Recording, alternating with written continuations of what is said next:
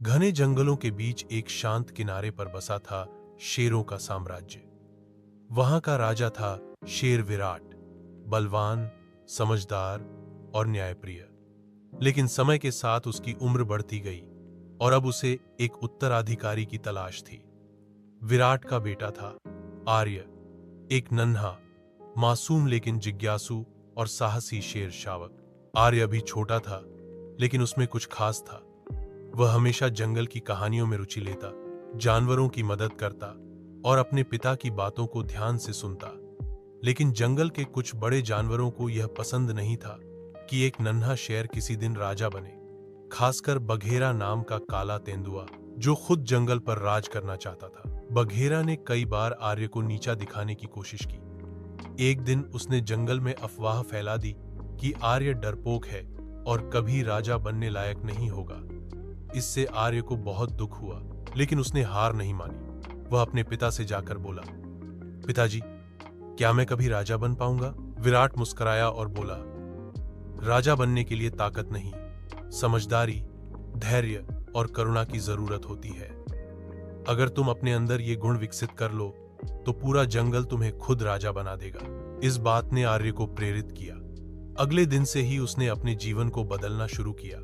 वह सुबह जल्दी उठकर शिकार की कला सीखता, जंगल के नियमों को पढ़ता और बूढ़े जानवरों की सेवा करता। वह अपने साथियों की मदद करता और हर मुश्किल घड़ी में खड़ा रहता। एक दिन जंगल में बड़ी मुसीबत आई। एक तेज आग ने जंगल के एक हिस्से को घेर लिया। सभी जानवर इधर उधर भागने लगे। बघेरा उस समय अपने गुफा में छिप गया, लेकिन आर्य ने डरने की बजाय पानी की दिशा में रास्ता खोजा और कई छोटे जानवरों को आग से बचाया। उसने पक्षियों को ऊंचे पेड़ों पर ले जाने में मदद की और हाथी दल को बुलाकर आग को बुझाने में सहायता ली। इस घटना के बाद पूरे जंगल में आर्य की चर्चा होने लगी। बूढ़े लोमड़ी सुविद ने कहा, यह वही है जो राजा बनने के काबिल है, जिसने संकट में सभी को बचाया। बघेरा को यह बर्दाश्त नहीं हुआ। उसने आर्य को खुलेआम चुनौती दी, अगर तुम सच में राजा बनने के योग्य हो तो मुझसे मुकाबला करो। जो जीत जाएगा वही जंगल का भविष्य तय करेगा। विराट चिंतित था, लेकिन उसने आर्य को अनुमति दी, क्योंकि वह जानता था कि यह परीक्षा आर्य को निखारेगी। मुकाबले का दिन आया।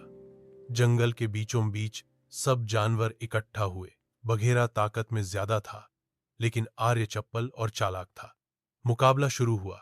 बघेरा ने आर्य पर झपट्टा मारा, लेकिन आर्य फुर्ती से बचा और बघेरा को धोखे से गिरा दिया। आर्य ने उसे मारने का मौका पा लिया, लेकिन उसने हाथ खींच लिया। उसने कहा, मैं तुम्हें मारने नहीं आया, मैं जंगल को जोड़ने आया हूं। राजा का मतलब नाश नहीं, रक्षा होता है। यह सुनते ही जंगल में सन्नाटा छा गया। बघेरा भी यह सुनकर हक्का बक्का रह गया। वह धीरे से उठा और बोला, आज तुमने साबित कर दिया कि तुम मुझसे बेहतर हो।